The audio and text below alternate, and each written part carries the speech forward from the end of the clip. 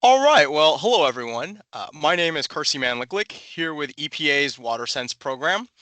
I am happy to introduce Holly Cannon, who will be joining us in presenting on this topic today. Holly is an environmental scientist with over 10 years of experience promoting water efficiency and sustainable facilities management. For WaterSense, she has helped to develop technical materials to assist the commercial and institutional sector in implementing water saving best management practices. She assists with the product specification development process and supports the WaterSense-labeled homes program. She has also completed more than 30 water assessments of federal facilities and helped us, EPA, reduce our potable water use by over 40% from a 2007 baseline across our owned facilities. She truly is a fixture in the program and definitely not a stranger to this webinar series. Also joining us to provide some real world context to the significant water savings you can find in restrooms is Alan Aki from East Bay Municipal Utility District, headquartered out of Oakland, California. Alan is a water conservation technician at East Bay Mud. He joined East Bay Mud in 2021 as a meter reader, mechanic walking multiple miles a day, reading hundreds of meters and completing service orders to replace meters and reset meter boxes. In 2022, he moved to the Water Conservation Division. He currently works on the landscape re-rate programs, green business certifications, customer leak and water use audits, and field research for the Advanced Meter Infrastructure (AMI) program. Alan holds a Bachelor of Arts from the very beautiful, very awesome Sonoma State University. And having grown up in the Bay Area, I am personally excited to have East Bay Mud here.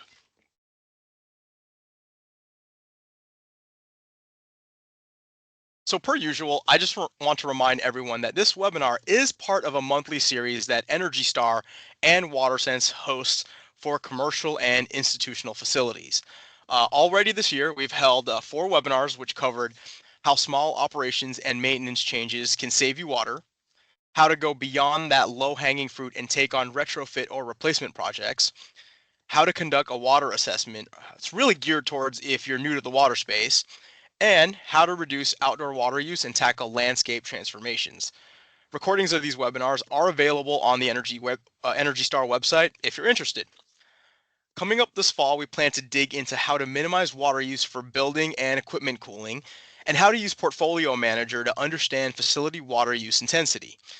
As I mentioned, Alan will be talking to you today about some restroom case studies identified using AMI.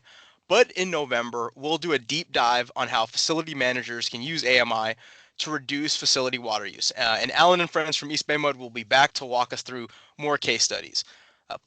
Please keep your eyes peeled for invitations to sign up for those webinars. I'll also continue to note that if you've got a really great water saving story that you'd like to share with us and with a broader audience, please reach out. We'd love to hear about it. Sincerely, we're always actively recruiting for our webinars and for more folks to be a part of the program. So go ahead and make that jump from audience member to or YouTube viewer to speaker. So just an outline for the hour. I'll do a quick intro into WaterSense for any first timers joining us today. Holly will talk about restroom water use and savings. Again, to ground things in reality, we'll turn things over to Alan for some case studies, and we'll have a little bit of a wrap up. In case this is your first time to one of our webinars or your first time hearing about us, WaterSense is a voluntary program that was launched by EPA in 2006, so we're nearing 2 decades. The program works to promote water efficiency so that we can help organizations and consumers save water for future generations. The WaterSense label, which you can see here, provides a simple way for consumers and businesses to identify water efficient products, programs, practices, and homes. Products earning the WaterSense label have been independently certified for water efficiency as well as performance. The label is reserved for products that reduce water use by at least 20% and perform as well or better than the standard models. So performance is still a key metric. I'll also invite you all to just keep your eyes peeled when you're out on the town. It's always neat to see toilets in stores or restaurants with the label.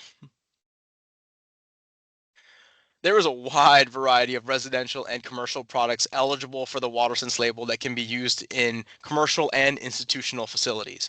To date, more than 45,000 product models have earned the WaterSense label in 8 different categories, including indoor plumbing products like toilets, urinals, and shower heads, and lavatory faucets, all of which we'll be talking about today. and irrigation products like irrigation controllers and spray sprinkler bodies. More information on how each of these products can save a facility water is available on our website.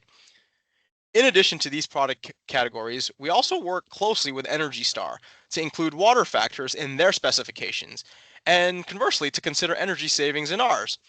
For example, Energy Star certified clothes washers, dishwashers, and ice machines are all also water efficient compared to standard models. Now I'll hand it over to Holly to tell you about how you can save water and money by focusing on your facility's restrooms. Thanks so much, Kersey. Calling me a fixture in the program was fitting, since we'll be discussing plumbing fixtures and fittings today. So I love a good work pun. Thanks for that. I want to start by sharing that the content I'll be covering today is a highlight reel from EPA's WaterSense at Work Best Management Practices Guidebook. WaterSense at Work was initially released in October 2012 to help facilities understand, manage, and reduce water use. The guidebook includes best management practices covering almost any end use of water you can find in a C&I facility, from kitchen equipment to landscaping and irrigation to the plumbing products that we'll be talking about today. It even has introductory content to help you get started with things like water management planning, water use tracking, and leak detection. We're in the process of updating many sections in the guide, and we released updated best practices for toilets, urinals, faucets, and shower heads, shown on your screen here, just last year. So after the webinar, these documents are a great resource if you plan to implement some of the water savings projects we'll talk about today in your restrooms. To give you an idea of just how much water you may be using in your restrooms and why you should focus your water efficiency efforts there, you can take a look at the graph on this slide. It includes water use profiles at various types of C&I facilities. The water use profile for your facility will be specific to your organization. It'll depend what your building is used for, how it's occupied, your climate, and other factors.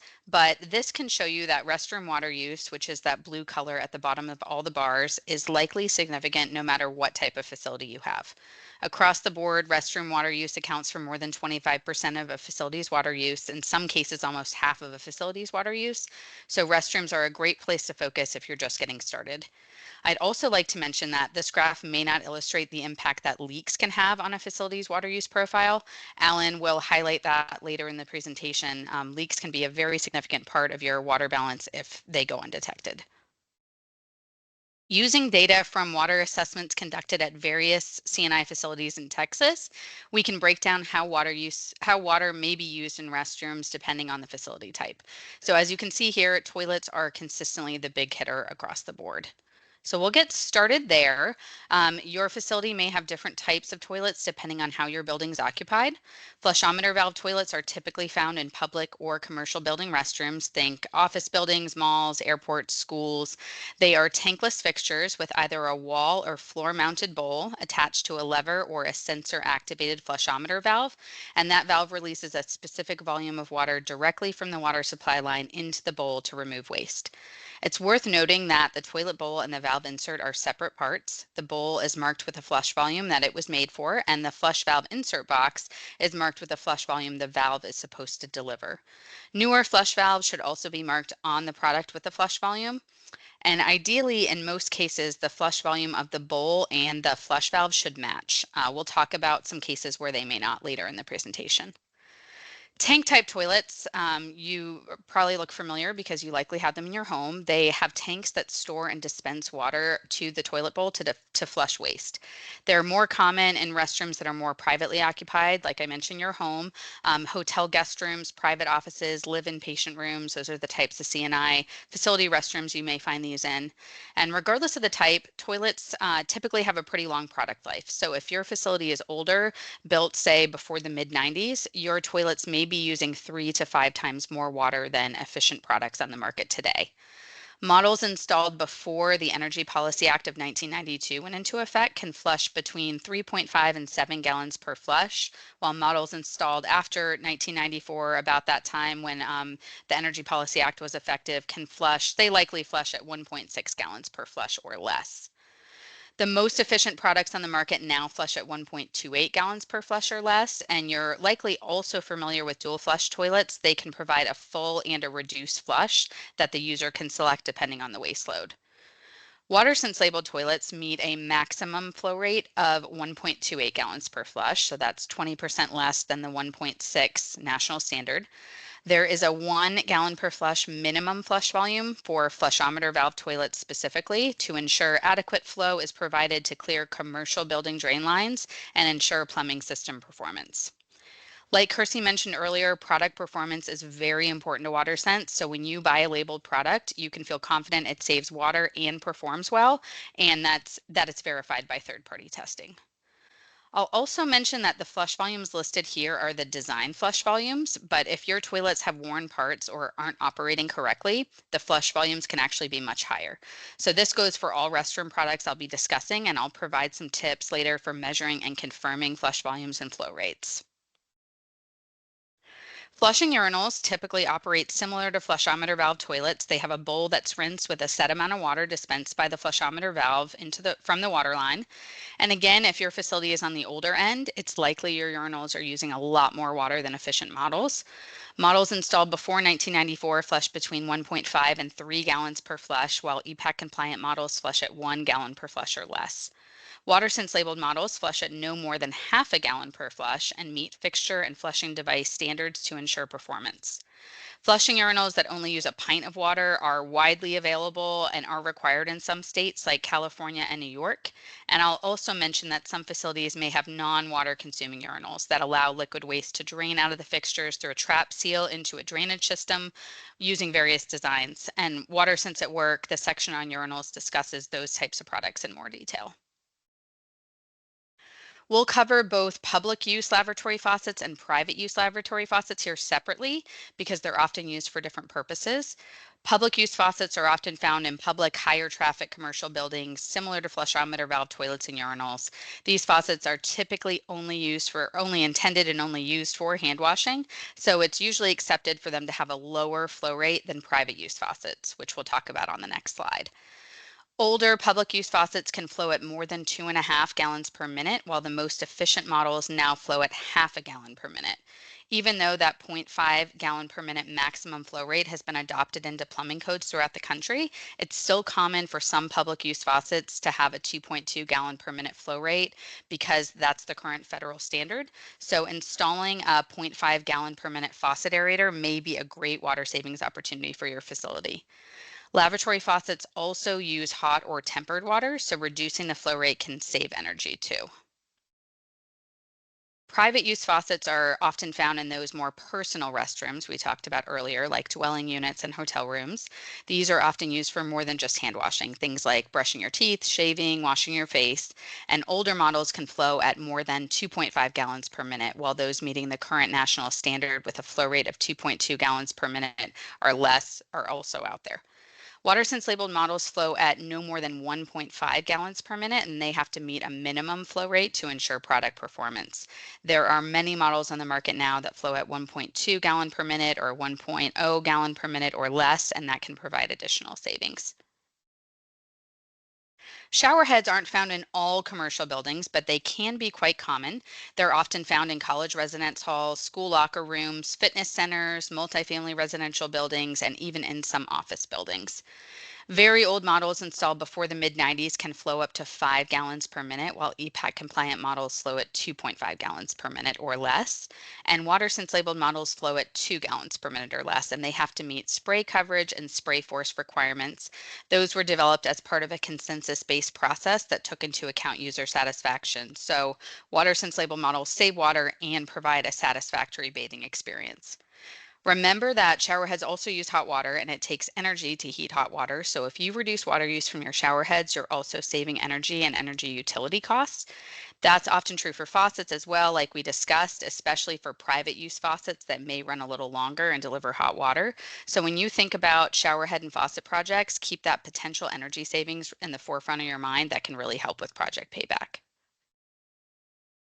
Now, you may be thinking about your facility, mentally cataloging the types of restroom products that you have and what their flush volumes or flow rates may be. And actually touring your facility to document that type of information is certainly the first step in planning.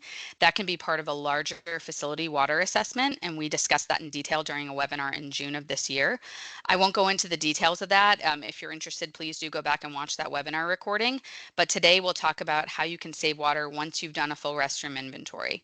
So on this slide is what I like to call the water savings hierarchy. So at any facility, it's always best to first consider what types of operations and maintenance changes you could make a regular part of your routine before doing anything that could involve a more significant cost. These are things like ensuring your fixtures are flushing and flowing as they should be, and finding and fixing leaks quickly. Leaks can be very common in restrooms. Once you feel like your fixtures are leak-free and appropriately maintained, you'll want to ensure you have some type of user education in place to ensure your building occupants are reporting leaks and other inefficient water use, and you can stay on top of that standard O&M with their help. Next, you'll want to consider how you may be able to retrofit the products that you have, and then finally, you'll consider fully replacing products to save water and utility costs. So on the maintenance front, you could start by ensuring that each floor of your building has solid water pressure between 20 and 80 psi. Lower water pressures will impact product performance, and higher water pressures will waste water. So plan to check your water pressure and adjust it if necessary. You may have a pressure regulating valve installed, and that's how you can adjust that. Next, you'll want to inspect your valves and replace worn parts and adjust any automatic sensors on your toilets, urinals, and faucets. There are a few parts that typically wear and require replacement within a flushometer. The diaphragm or piston insert needs to be replaced approximately once a year or when they otherwise show signs of wear. And the flush handle assembly may also require periodic replacement every few years. Automatic sensors will need periodic battery replacement and sometimes calibration. At least annually, if not more, you should check your fixtures for signs of tampering. Dissatisfied users may disable sensors, remove faucet aerators, or otherwise damage things. So keep an eye out for that. And you should also inspect fixtures, especially faucets and shower heads for scale buildup or biofilm, and clean them. Those types of buildup can impact product performance and then create those dissatisfied users we talked about. So I mentioned annually checking valves and replacing worn parts. So let's dig into that, starting with tank type toilets. So first, you'll want to periodically take off the tank cover and ensure no water is flowing into the overflow tube. If there is, adjust the float lever to adjust the water level in the tank. Second, you'll want to do a dye tablet test annually to check your flapper for leaks. So you can just put a dye tablet in the tank or a few drops of food coloring when the building is not occupied and wait 10 minutes and then see if there's colored water in your bowl. If there is, you know the flapper is worn and may need to be replaced. This slide gives some numerical stats to how much water a leaking toilet can waste. It can be significant, so make sure to make leak detection a part of your regular O&M. For flushometer valve toilets and urinals, you'll similarly want to check valves and replace worn parts. To check if a valve insert is in need of replacement, you can determine the time it takes to complete a flush cycle. So you'll activate the flush, count the number of seconds it takes from activating that flush until the valve completely closes. And then to calculate the flush volume you're seeing, you can multiply the flush time by 0.42 for flushometer valve toilets and 0.25 for flushing urinals to determine the gallons per flush your product is likely operating at. The table on this slide shows the flush time you should expect to see for some common toilet and urinal flush volumes. If your calculated flush volume is much higher, or if your expected flush time is much longer than you expect, you may want to replace the valve insert with a new one. I also want to point out some flushometer valve toilets and urinals may be running continuously if they have worn parts. So you may be able to hear it and see right away that there's an issue. For faucets and shower heads, you'll want to annually check the flow rates by measuring the water collected over time to make sure no one's tampered with the flow restrictors or aerators and the product isn't otherwise malfunctioning. Sometimes dissatisfied users will remove washers or aerators, so faucets flow a little more than expected. I mentioned earlier that some toilets, urinals, and faucets in commercial facilities can operate using automatic sensors. I want to be clear that those automatic sensors do not inherently save water, but they may provide other health and safety benefits. Malfunctioning sensors may cause phantom or double flushing for toilets and urinals. They may run faucets longer than needed or cut off early, requiring another cycle. They can also be disabled at times, so it's best to annually calibrate automatic sensors using the manufacturer's instructions to make sure they're operating the way that they should be. So most of these operations and maintenance items I mentioned can be done once or twice a year, like doing a dye tablet test or testing flush volumes and flow rates. But also remember, it can be important to add and beneficial to add an item to your facility manager's daily walkthrough so restroom products are more regularly monitored. During that daily walkthrough, a facility manager could just pop into each restroom, listen for a few seconds for leaks. Alan will get into just how much water leaks can cost you later in the presentation, so do consider adding that as a daily item to check if you don't have advanced metering data like Alan's going to talk about. While it doesn't seem like much, a leaky faucet dripping at just 1 drip per second can waste nearly 3,200 gallons of water per year, and that's just one faucet. You probably have a lot in your facility, so that can really add up. Leaky faucets and shower heads can potentially be fixed by applying some new plumbing tape or a new rubber gasket to the fitting connection, while leaky toilets and urinals likely benefit from new flappers or flush valves like we talked about. I do want to mention there are some smart devices related to restroom products on the market. Some companies have smart connected faucets and flushometer valves. They make it easy to identify use pattern and maintenance needs. There are also some sensors, many specific to toilets, that can be installed to detect leaks and usage. I'll be honest, I don't know a whole lot about these products, but it is something to look into if you're hoping to make your building smarter. The second step on my water savings hierarchy is user education. In the case of restrooms, this generally includes posting signage in restrooms so that users know how and where to report a leak and to remind them to turn off the tap while brushing their teeth or consider taking a shorter shower.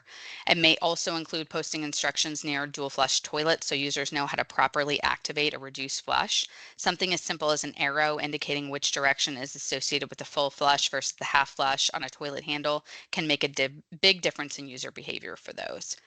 In addition, you'll want to train your cleaning and maintenance staff to identify and report leaky or continuously flushing fixtures. Here are just some examples of signage that's available for free on both the WaterSense and Energy Star website. So you can get on there, download these, print them out, put them up in your facility. They're great resources to use.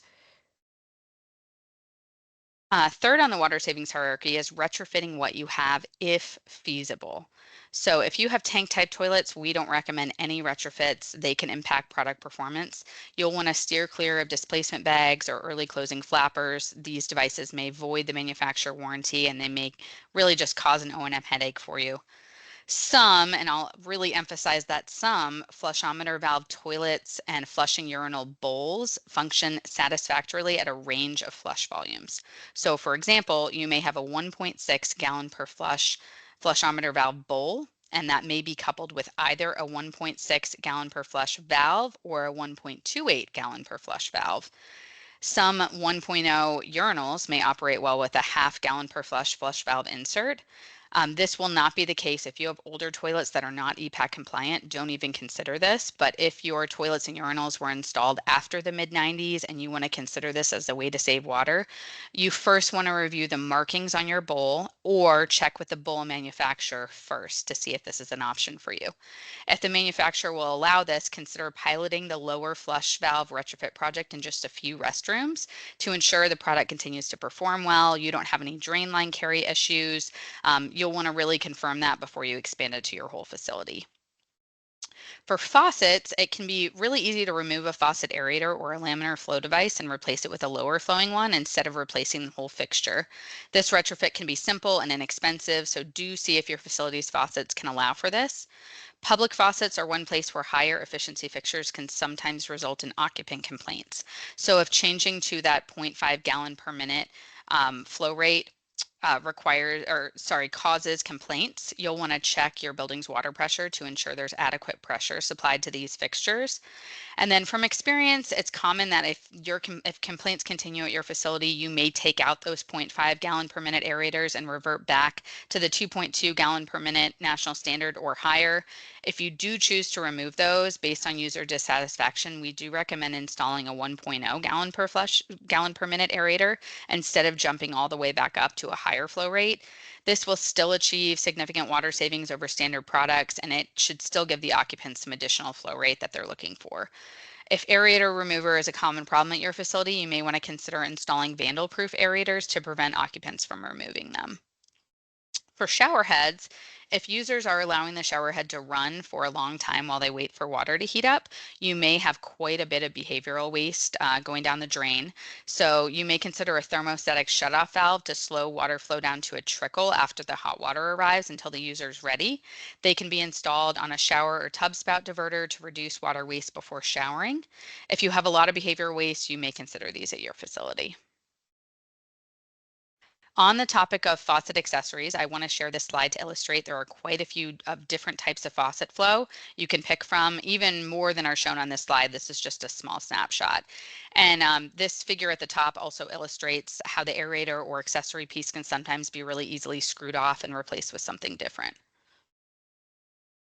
So finally, let's talk about product replacements. So if you have plans to swap out restroom products or you're looking to build a new facility, it's always best to install WaterSense-labeled products.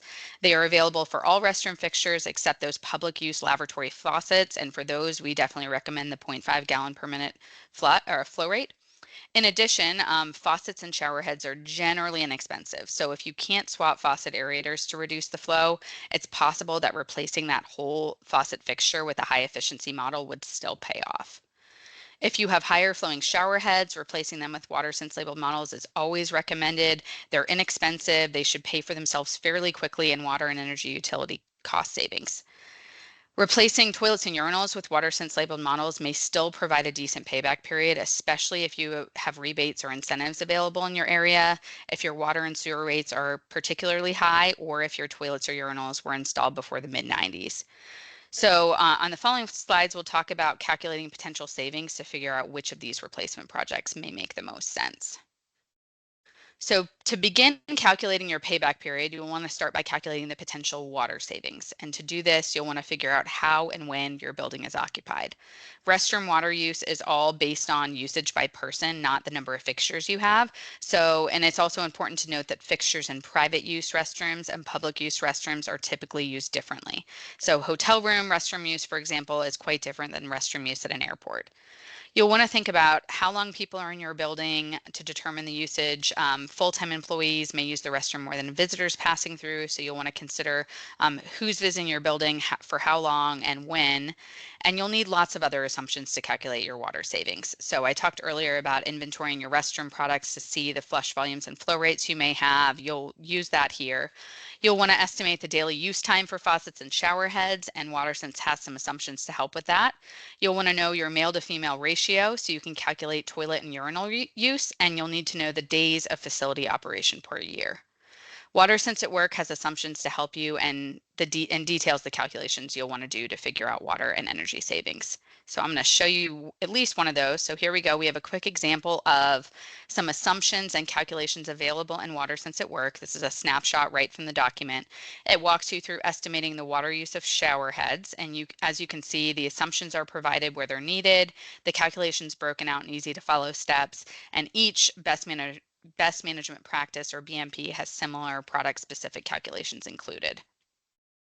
Since shower heads use energy, WaterSense also provides calculations to figure out the energy savings from shower head replacements using the water savings that you estimated. And this is included for, I think, any product that uses hot water or energy of some kind. So using the equipment and installation costs, the water savings that you calculated and your water and sewer costs, the energy savings you calculated and your energy costs, you can then calculate how quickly a particular project will pay itself off in water and energy utility savings. Many water and energy utilities offer rebates and incentives for water and energy savings projects, so you'll want to contact them to see if there's any financial offset. In fact, some utilities provide restroom fixtures and fittings for free, so you don't even have to go out and buy them. You can just acquire them from your utility and have your facilities folks put them in. Remember, you'll save on water and energy costs year over year if you install more efficient products. So you'll want to evaluate the types of restroom products you have, calculate your potential savings and payback from any retrofit or replacement project that you may do.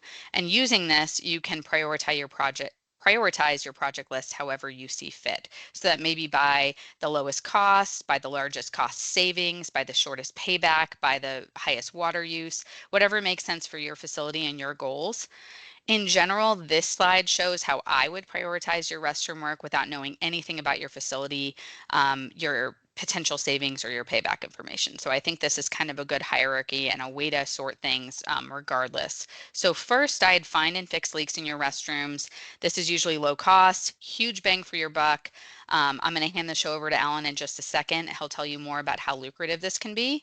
After that, I'd look into replacing my faucet accessories, my faucet fixtures, and my shower heads. These products are typically pretty low cost and they can save you water and energy, so pay back pretty quickly. Finally, I consider replacing my toilets and urinals. These projects cost more typically, they have longer payback periods, but they can provide the greatest water savings.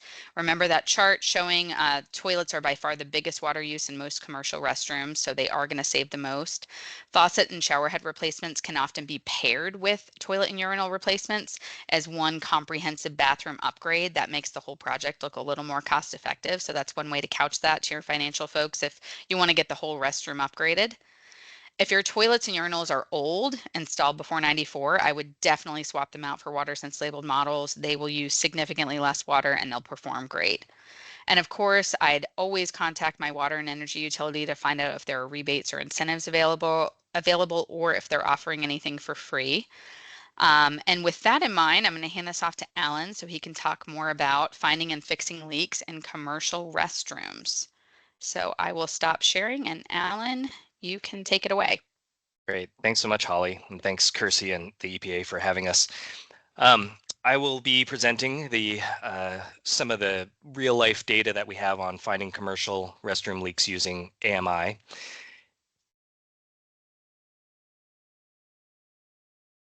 Let me go to the next slide here. So I am a water conservation technician with East Bay Mud, as Kersey had mentioned. I started out as a meter reader mechanic, walking about 6 miles a day on average, sometimes a bit more.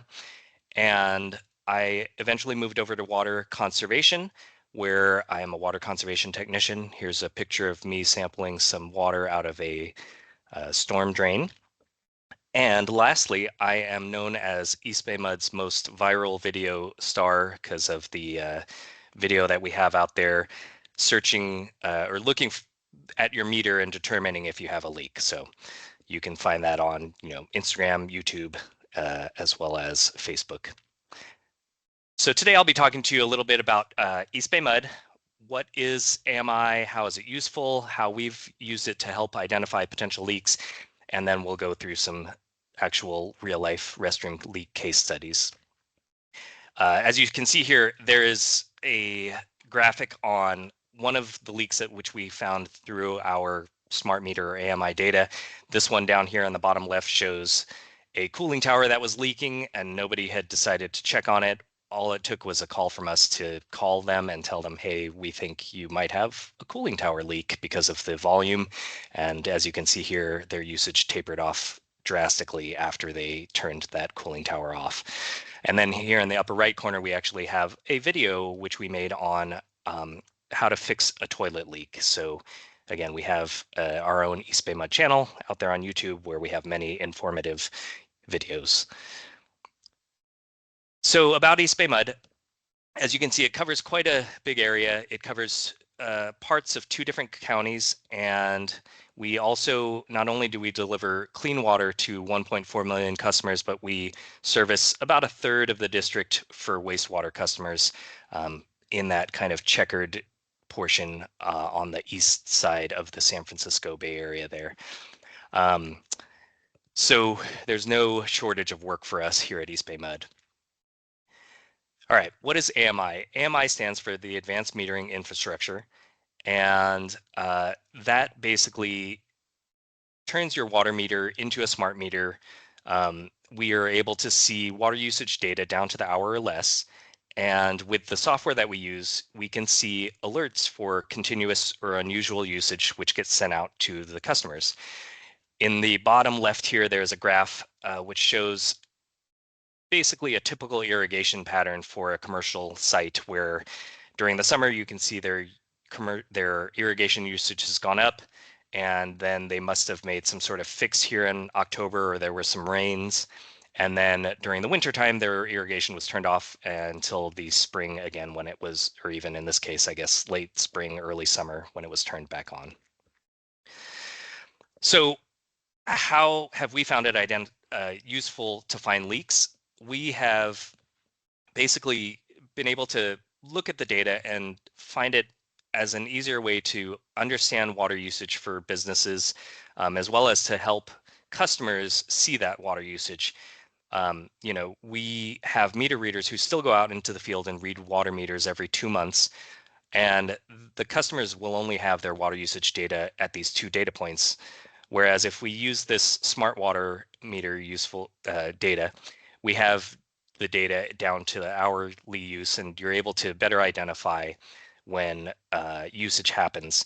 And in this case, the software that we use has identified a growing leak. And as you can see here, the customer's usage was under 5,000 gallons per day and eventually started to rise fairly rapidly up to about 15,000 gallons per day on average.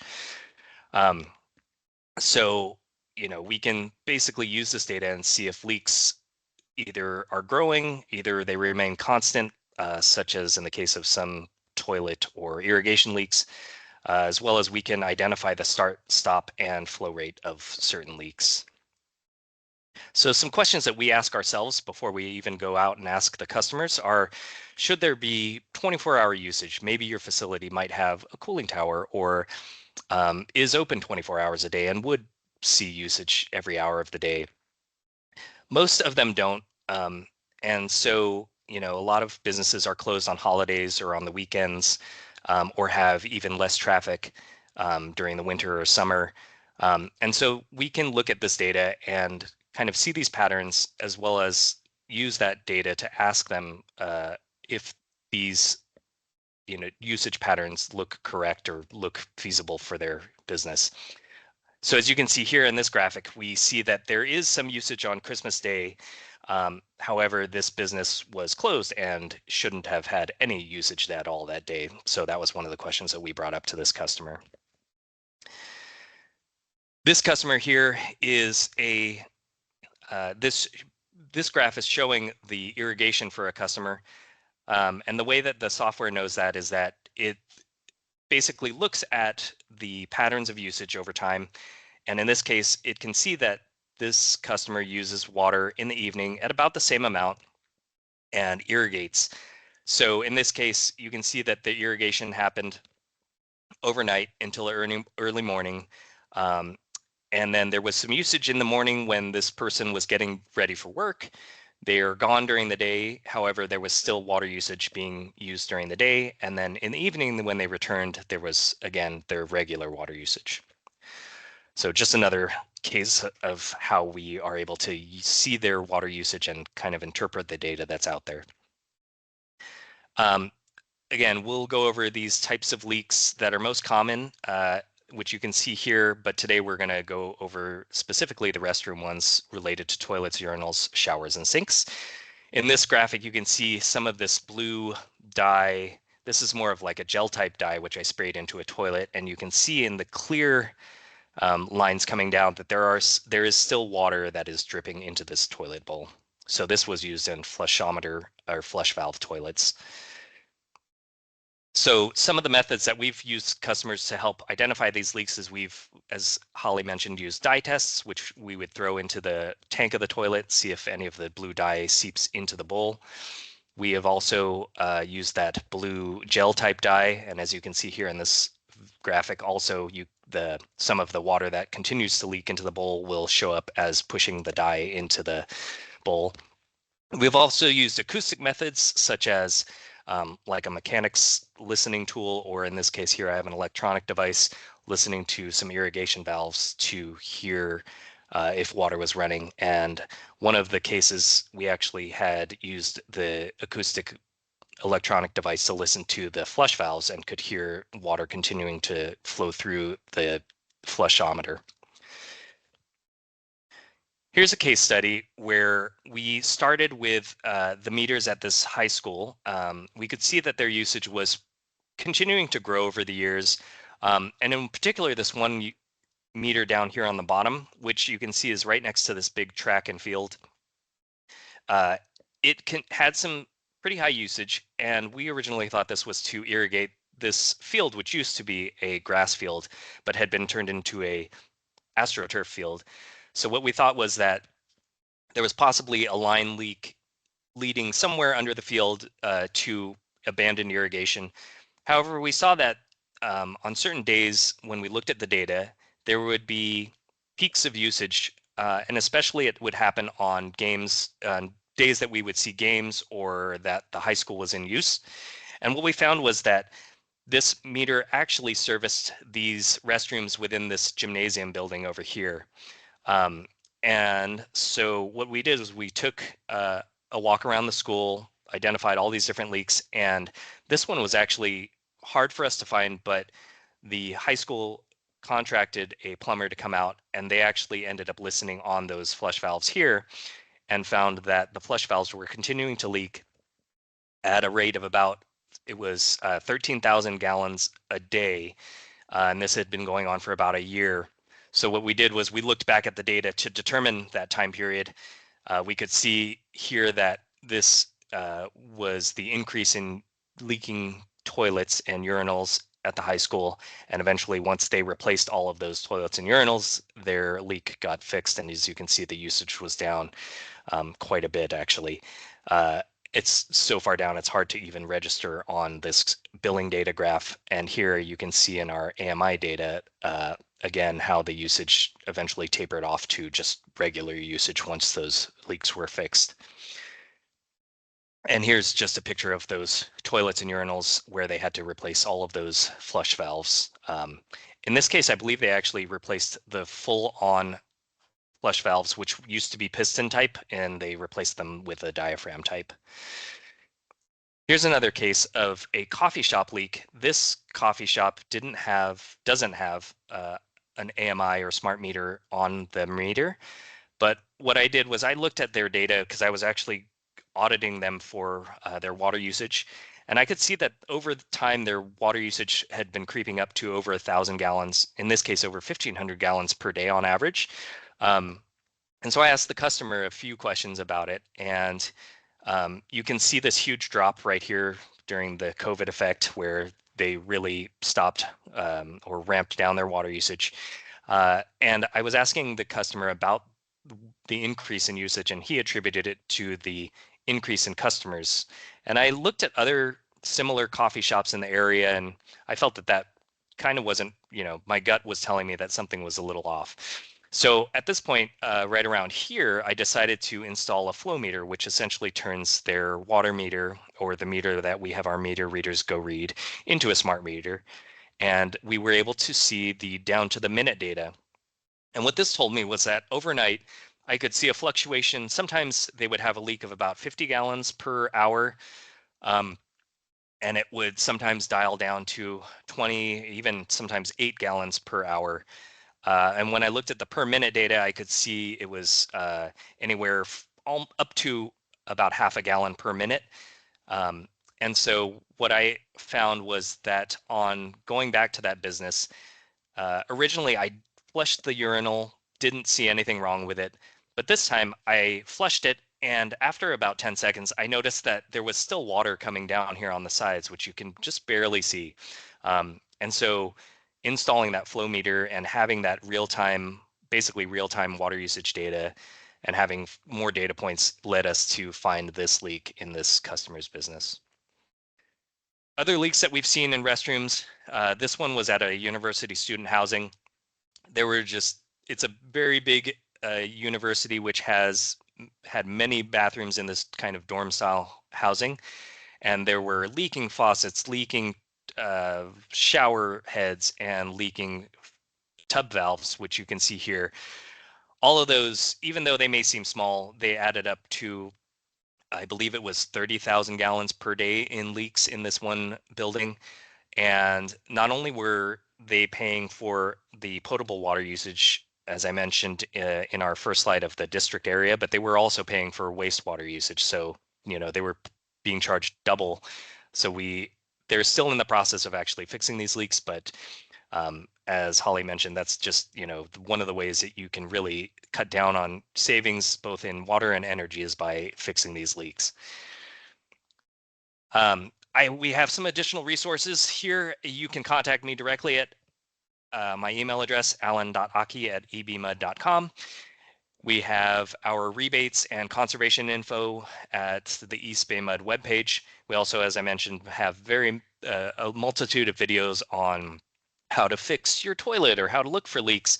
And here is one actually on how to fix or replace those flush valve diaphragms that we've put out there for the world to see. Pretty soon, our East Bay Mud commercial guidebook is going to be coming out, which we've revamped. And as Kirsty mentioned, just look out for our November 20th webinar. My colleague David Wallenstein will be presenting the AMI, more info on AMI. So thank you very much. And I am available for any sort of any of your future videos if you'd like to have me star in them. Thanks, Alan. Welcome. So yeah, thank you so much for sharing all that. Am I screen sharing again? Yes. Okay, great. We really like having boots on the ground, real world case studies to share on all of these webinars so you can see how to put WaterSense's general water savings concepts into action. It's really helpful to hear those stories. So to wrap up, I just want to mention that WaterSense has tons of resources for C&I facilities on its website. In fact, WaterSense also features resources from WaterSense partners and other folks. So it's really a clearinghouse for all things water efficiency. Please visit the link on this slide. You can find WaterSense at work, tools for inventorying your water use, water using equipment, doing water assessment, worksheets and checklists for finding leaks, that sample signage to use that I showed you earlier, webinars like these, both live and recorded, and more case studies like the one you heard today. One last quick plug for WaterSense at Work. I want to flash up on the screen the list of topics this guidebook covers. It goes well beyond the restroom products we covered today. So if you're getting started on your water efficiency journey or you're looking for information on a particular end use or topic, please do use WaterSense at Work. It's an amazing resource for saving water in C&I buildings. WaterSense also created several management guides for multifamily buildings specifically at the link listed at the bottom here, including one on restrooms. So please check those out if you're looking for multifamily specific information. So you're done with this training. What can you get started on right now? First, you could incorporate restrooms into your facility walkthrough so leaks and malfunctions can be quickly identified. Alan definitely showed us how important it is to find and fix leaks as soon as possible. Next, you could consider posting signage to help building occupants report leaks and help you achieve your water savings goals. You can easily contact your water and energy utilities to see if there are any restroom product rebates or incentives available for you to tap. They can also provide information on advanced metering infrastructure. Some facilities may not know that they have advanced meters already installed or how to access the portals to view that water use, so it is worth a phone call. And finally, you can start prioritizing your restroom retrofit and replacement projects and begin any of those projects that appeal to your facility. WaterSense at Work and WaterSense's commercial and institutional facilities webpage has tools and resources to help you prioritize those. This slide provides contact information for Energy Star, the Energy Star team. Thank you for hosting us, for WaterSense, and both me and Alan if you'd like to reach out. And I'll hand it back to Kirsty if you want to say any final words, but thank you all so much for joining us today. We really appreciate it. Awesome. I just want to thank Holly and Alan for presenting all of the information today. And for you, the audience, we hope you'll join us for our future webinars for the remainder of the year and even next year. And with that, everyone, take care.